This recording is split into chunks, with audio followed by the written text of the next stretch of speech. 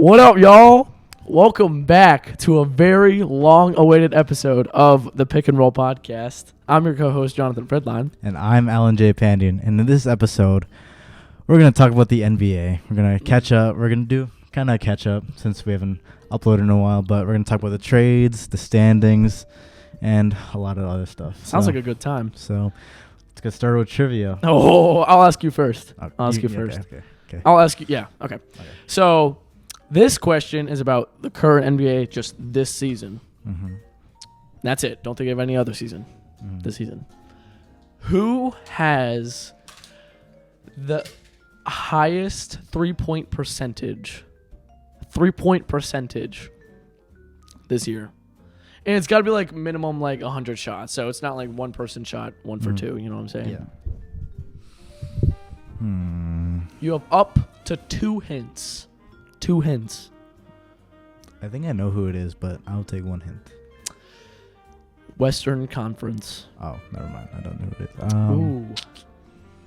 Western Conference. Actually, I take it back. 3 hints. Now you're down to 2 hints. Because Okay. I got 2 other good hints in here. Okay, I'll take another one, actually. He's on one of the 2 Los Angeles teams. Okay. Okay. I think I have it. What team are you thinking right now? Clippers. Okay. Okay. I'll take the third hint. Just be safe. The hint was the Clippers. Okay. Yep. So good job. I think the answer is Luke Kennard. Ladies and gentlemen, back. Hasn't lost a step at all. The answer, Luke Kennard. Let's go. Okay. Well done. I actually just saw him play the other night.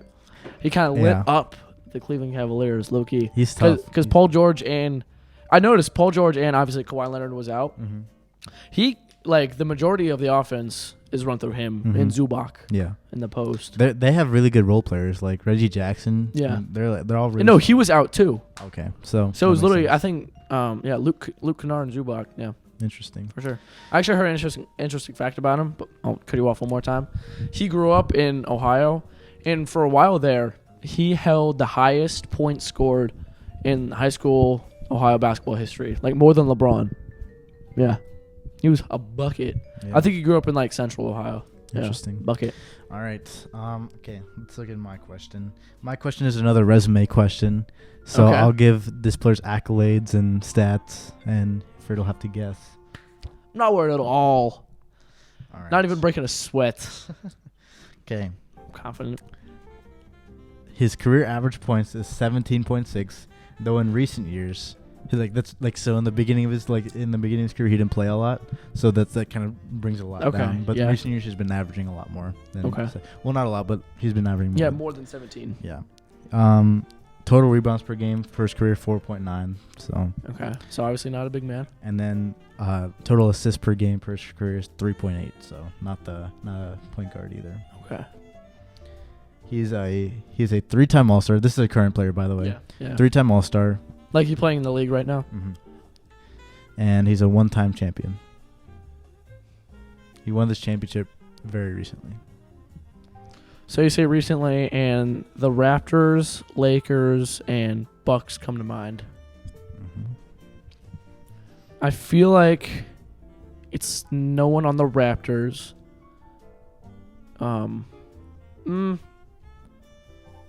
Okay, I was thinking maybe Pascal Siakam, but no, I don't think he has 3 All-Star appearances. Mm-hmm. Lakers, I don't think it was anyone on that Los Angeles Lakers team. The Bucks, okay, I feel like it's between Chris Middleton and Drew Holiday. I don't like that. Okay. Oh, you know what?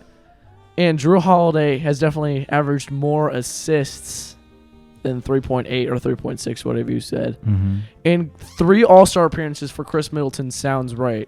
And I know that he did not. I'm pretty sure the Bucks draft. Actually, who drafted Chris Middleton? Pistons. Oh, you're right, the Pistons.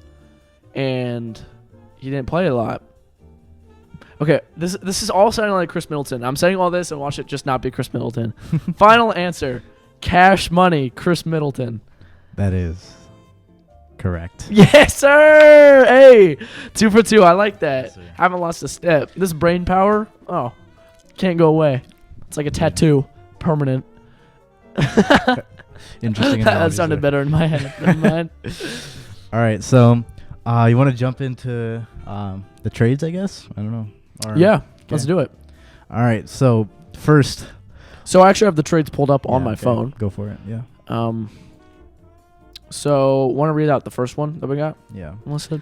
So first let's start with the biggest trade. Oh, you want to save that for last? Let's save that. Let's save that for last. So we're going to start with the Porzingis trade. The Porzingis trade, Kristaps Porzingis, where I feel like Porzingis has caught a lot of hate recently. He got traded to the Mavericks, and everyone was expecting that Mavericks team to, do a lot. Kristaps Porzingis and Luka Doncic, and that made sense because Porzingis was an all-star for those few years in New York, and he was a legitimate talent.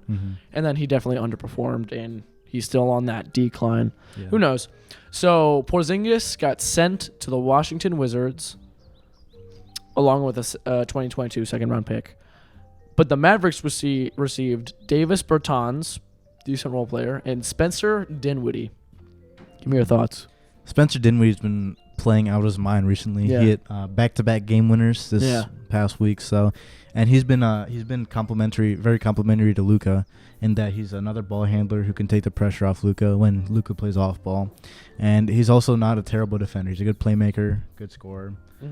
I think and for Washington, I don't know how Porzingis has been doing. I think he's been doing the same kind of. Yeah, because obviously no one's really been talking about it. Yeah, so I think right now the Mavericks are winning the trade just because the Wizards aren't doing too well with Porzingis. Yeah, and the Mavericks are actually doing better. I completely agree. I guess it was one of those things where, this happens all the time in the NBA. You just try something out and it just doesn't work out. You know what I'm saying? Porzingis and Luka. I mean, it sounds good on paper, right? It just got a guard, got a big, but it just didn't work out for sure. Yeah. So I agree with you. Wizards definitely won that trade. No, Mavericks won the trade. Yeah. Okay, next let's talk about CJ to the Pelicans. CJ McCollum to the New Orleans Pelicans. CJ McCollum, Ohio native. Actually, Glen Oak native. Yeah, that's pretty close to home. So, this was definitely a bigger trade. The Pelicans received, along with CJ McCollum, Larry Nance Jr. and Tony Snell. Decent package. And the Blazers received a lot.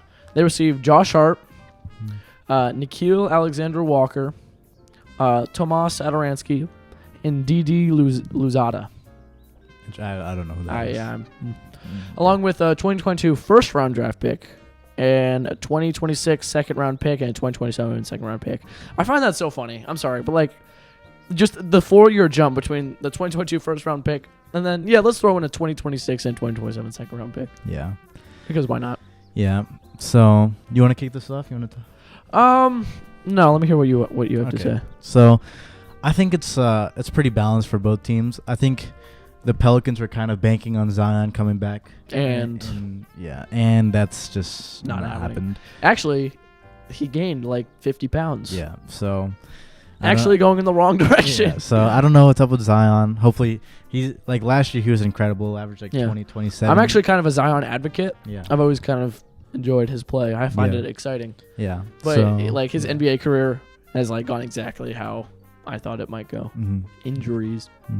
Continue. So I think it's a balanced trade so far. I don't know how CJ's been doing with the Pelicans, but all I know is that they're not very good. Yeah. And both these teams are kind of. Yeah, I mean the Trailblazers have had Dame injured for the longest time, so it's just it makes sense why they're losing. Yeah. But Josh Hart, I actually really like Josh Hart because he rebounds the ball well. He's a great defender and he can shoot. So I think if Portland ever becomes in a win now situation, Josh Hart's the perfect young piece to flip to stay there. Yeah, either to stay or to maybe flip for another better player because he's such a young and promising player. Yeah. But he could also be a good contributor on a championship team. Was he a part of that Anthony Davis trade? Yeah, right? He was, yeah. Because he got drafted by the Lakers. And then traded to the Pelicans. Yeah. Yeah, I've actually always liked Josh Hart, too, because I love people that, actually give maximum effort every single play both sides of the ball. Mm-hmm. And Josh Hart is definitely one of those people. Yeah. Like, since his college days. I'm blanking on what college he went to, but I remember during his, like, draft day, like, rundown, it was just highlighted by maximum effort, like, tries, good teammate, good locker room presence. You know what I'm saying? Yeah. So, yeah. winners of the trade, losers of the trade, I guess it's too early to tell. Yeah. I don't know. I agree. Yeah. So, what's next? Charis Levert to the Cleveland Cavaliers. So, the Cleveland Cavaliers received Charis Levert and a 2022 second-round pick. That's actually Miami's pick.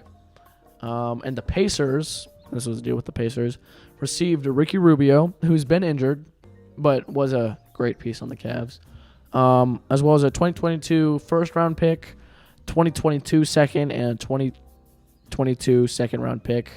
Like, they weren't even ours. One was Houston's, one was Utah's. Interesting. Yeah. So, I haven't been following Charis Levert that much. He's been like he's been injured, Yeah. and like he was injured even in Indiana, and actually he like made his return like right before they traded him. Yeah. So the Cavs are definitely taking, because we're like succeeding, we're having decent success now, so we're kind of easing him in. Yeah. But from what I've seen, it looks like a W of a pickup. Mm-hmm. He looks like he's gelling well with the team. There's definitely some growing pains here and there. Mm-hmm. You know, that's obvious, like new system. He's used to having the ball in his hands a little bit more, like just kind of going to the hoop and scoring. Yeah. But there's been flashes of that in Cleveland, and it's been working. Yeah. The only thing I'm scared of is when Colin Sexton comes back, how that dynamic is going to work. Yeah. Because Charis Levert's been working well with Darius Garland and like Jared Allen, Chetty Osman. But with Colin Sexton, I feel like that might put things up. Yeah. I'm agree with you. I think the Cavs are going to win this trade because we gave a few second round picks and Ricky Rubio, who obviously tore his ACL or MCL, I'm not sure. Something like that. Yeah. And he also wants to return to the Cavs in the offseason. So we kind of just gave up a few picks because Ricky Rubio kind of like said, he's like, yeah, I loved Cleveland. He loved playing with his old teammate Kevin Love. Yeah. And he pretty much said on record that this is like he signed a contract for just this half a year.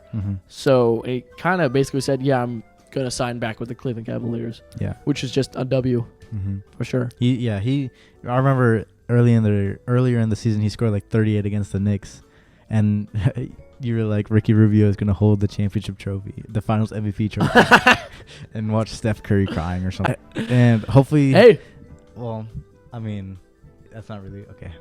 Hey, we'll get to that. But yeah, I would say going off on Colin Sexton, I hope he's okay with playing the six-man role, because I think he'd really succeed there. Colin Sexton? Yeah, exactly. Because like he's a great scorer, and if we ever need output off the bench, we can just put him in, and I think he'll be good. And he'll make something happen for sure. Yeah. All right. There's been lots of trades, but last trade, and like he prefaced before, definitely by far the biggest trade that happened. In a deal with the Philadelphia 76ers and the Brooklyn Nets, two big powerhouses in the Eastern Conference right now, the 76ers received former MVP James Harden and Paul Millsap, who's old but still a decent piece. The Brooklyn Nets received Seth Curry, to pay attention to these last two players because they're nothing to gloss over. Seth Curry, who played really well with Philly, and Andre Drummond, as well as a 2022 first-round pick and a 2027 first-round pick. Thoughts? I think as of now, right now, as of whatever today's date is, March 19th. Something like that. The 76ers are winning the trade. They're all banking on if Ben Simmons comes back. Yeah. Even though Seth Curry has been amazing for these past few weeks, and Andre Drummond has had a good impact, James Harden is kind of like not transformed, but really helped the 76ers offense. Yeah. And he's actually like starting to play defense now. So it's like I will tell you, the Philadelphia 76ers look scary. Yeah. That's a fact. Better than ever, and immediately make an impact, because he doesn't we all know this. He doesn't shoot that much. Yeah. And that's perfect because Kyrie and Kevin Durant love to shoot. So that's it for the trades. That's it for the trades. You just want to talk about some surprise teams, I guess? Like, yes, sure. I have one in mind. You know what? Let me hear it. The Los Angeles Lakers. See, I had a feeling you were going to say that. Yes. I had a feeling. So I have the Western and Eastern Conference pulled up. And right now, the Los Angeles Lakers with LeBron James, Russell Westbrook, and an injured Anthony Davis, but are we surprised? Anthony Day-to-Day Davis. Wait, that's so funny. Anthony Day-to-Day Davis. You've never seen that before? No. Anthony Day-to-Day Davis. I've never heard of that. That's genius. Yes. Anthony Day-to-Day. Okay. Moving on. Who else? Carmelo Anthony. Malik Monk. Malik Monk, who's been playing well. Yeah. That team is 30-40. 9th place in the West. Playing team. Okay. Play-in team. You think? 26 and a half games behind first place. Yikes. The Suns. I'll tell you, the Suns are tough though. The Suns are really good. Yeah, they're 57-14. Their Suns are really good. What? The Suns are really good. We all threw so much. Okay, let's talk about the Phoenix Suns real quick. Everyone was hating on the Suns, saying, "Oh, last year was their best chance of winning a ring. They played against an injured Lakers team, injured Clippers team, whatever," which might have been true. But this Suns team looks to be better this year than they were last year. I think they are. Like, I'll give you a few reasons why. First of all, Devin Booker has stepped up as more of a leader this season because last year it was like his first winning season ever. I think he was like more. He just kind of kept himself, just tried to score the ball more. This season he's playmaking a lot better. He's shooting a lot more efficiently, and like their role players are stepping up. Mikal Bridges is having a career. Cam Johnson having a career. He might watch these. We don't know yet. Answer me back on Instagram, Cam. But yeah, Freddy14. Okay, continue. But yeah, their team, even without Chris Paul broke his wrist or something. Yeah. But for the past few months, they've just been playing really, really well together. Chris Day-to-Day Paul. that doesn't work. No. Dang it. Anthony Day-to-Day. All right, going back to the Lakers though, I think a lot. I don't know why that's so funny. It wasn't that funny. That's genius. Okay, continue. So going back to the Lakers, I think people generally just want to put all the criticism on Russell Westbrook. Yeah. Who, though he has not been playing well, he's kind of falling out of his prime now, and he's unfortunately very unfortunate. He's been falling out of his prime, and he's not been efficient shooting, or is having a lot of turnovers. I would say the overall problem is that the Lakers just like it's more Frank Vogel, I would say, because their offense is just give the ball to your star player, have them post up or drive or do something, kick out for three sometimes. Yeah. And so it's just their offense is not very efficient, not very flowy like the Warriors. Warriors have so many pin down plays, so many plays to get Steph Curry an actual open. offense. Exactly. Yeah. And the Lakers offense is just LeBron, or Russ do something. And that works. Sometimes works in the regular season. We saw with the Rockets a few years ago. They gave the ball to James Harden to play iso ball, but it won't work in the playoffs unless LeBron can do something miraculous, which you've seen him do. Mm-hmm. But I would say, their system is the biggest issue. Yeah, I completely agree.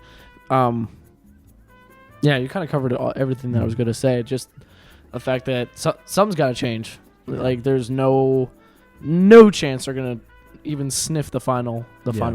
Yeah. With this thing right now. They might not even sniff the playoffs. For real. Yeah. So do 10 teams make it now? No. 8 teams make it, but there's a plan. That's what I'm saying. Yeah. So how many total make the playoffs? 8. I thought 9. 8. Why would it be 9? No, because the play-in team. I'm saying counting the play-in teams. So like every 10 total teams make the playoff. Let me say the postseason. The postseason, and then 10. Because what happens? Do the 9 and 10 play? The 9 and 10 play? No. Wait, it might be. I don't know. It might be the 7. It's weird. Yeah, it's 7 and 8, 9 and 10. Then whoever wins then plays each other. Yeah. Still confused why that's a thing. Yeah. If you want to learn more about our rants on that, go watch the Coach Curry episode. Yes, that's true. Shameless plug. Let's also talk about the number 1 seed, but in the Eastern Conference, the Miami Heat. This is just a team that's just low key. They just put their head down and work. Mm-hmm. And here they are, 47-24. Mm-hmm. I just realized that would make them the 4th seed in the West. Yeah. Well, we're not going to talk about that because the Cavs are in the East. Anyway, what's your thought on the Miami Heat? Like, what do you think is the key to their success? I will say personally, this is just a classic example of really no superstar. Well, they don't have a superstar. Yeah. Just a team with the right pieces and the right system. Eric Spoelstra is a coach that's been there before, has the experience, is smart, obviously has put in a system that works with these players, and they're unselfish. Yeah. They know how to work together. I think I may draw some criticism here, but I think they're more of a regular season team because if you look at their like bench points are like 30 to 40% of their entire points, and in the playoffs when it comes to the nitty gritty, you're gonna have to rely on your Jimmy Butler, your Bam Adebayo to score. And though Jimmy's a great player, he's not the elite scorer. Yeah. Like Tyler Hero, he's a good shot creator, but he does have his limitations. Mm-hmm. And so you don't see him. I can see them maybe making the East Finals, but I don't see them going. Yeah, to the like finals. pinned up in a 7-game series with like the Sixers or the Bucks. Yeah, I don't think.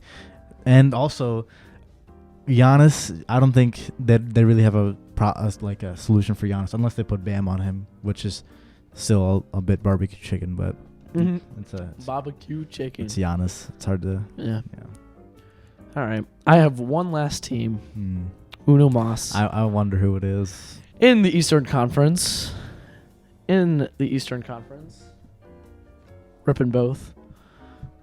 The Orlando Magic. No, I'm just kidding. The Cleveland Cavaliers. I real quick just want us to... I invite you all to close your eyes and just, all you loyal fans, recall back to our episode... are your eyes closed? I can't tell because mine are closed. Mine are closed. What? My eyes are closed. One of the two of us said the Cleveland Cavaliers was a solid, like an actual solid playoff team. And the other one said they're a glorified G League team, won't amount to anything. Pray that we get the number 1 pick and set us up maybe for another future LeBron James type thing. I don't know. Put your answer in the comments because there is a correct answer. Now, open your eyes. What was this? I never said they were a G League team. But the answer is I was the one that called this Cleveland Cavaliers team. And we're not even fully healthy yet, and we're still the sixth seed. Listen. This guy also said that that Ricky Rubio would be okay. Obviously, that was a joke. Obviously, we're not going to beat the Nets, Sixers, Bucks, even the Heat. Like, obviously. But I did say, I will take this to my grave. Wait. I don't think I used that right. I did say that we are a playoff team. And he looked at me like I murdered someone. I said we're a play-in team, which is not too far off. If we go down 1 seed, then we're a play-in team, actually. So we're a playoff team. As of now, we are a playoff team. Yes, we are a good team. I know we start off the season incredibly strong, 3 seed, 4 seed. I know we're on a losing streak. But this is the time you want to get cold so you get hot again for the playoffs. You don't want to start the playoffs super hot, and then there's only one way to go, which is down. That's fair. Right now we're down here, and we can end up here. That's fair. Solid point. Thank you. So what are your thoughts on the Cleveland Cavaliers? They surprised me a lot. I think that the emergence of Darius Garland and Jared Allen as all-stars this year has it surprised me, and I'm pretty sure it surprised a lot of other people. Didn't surprise me at all. No, it surprised me. Yeah. I actually was not a huge Darius Garland guy at the beginning of the year. Now, if he proposed to me, I would say yes. Like, whoa! I'm just kidding. It was a joke. We took that a bit too far there. Joke. If he wanted to hang out sometime, I would not be opposed to it. I think I would want to hang out with any NBA player. Just to be honest. Okay. Yeah. Well, same. Okay. Evan Mobley, great. He's probably gonna win Rookie of the Year, I think. Heck yeah. And he's the modern big. He can stretch the floor a little bit. He can guard 2 through 5, 3 through 5. Yeah. And he can score. He can block shots. He's just the modern big, and Yeah. I'm excited to see his future in Cleveland. Yeah, I completely agree. Yeah. And then Kevin Love, he's been playing well. He's definitely like grasped his he knows his role now. Come off the bench, shoot, score. Yeah. Rebound. And that might mean not playing during crunch time. Yeah. But he's a very supportive teammate. Yes, Appreciate incredibly. that. Which last year he wasn't. Exactly. Which is, I thought the Cavs hit rock bottom last year with like Kevin Love wanting to leave. This year is a great teammate, great leader, just a whole change in mindset for sure. And then, so just our players developed really well, and I'm excited to see it. Yeah. And JB Bickerstaff, or is it JD? JB. JB.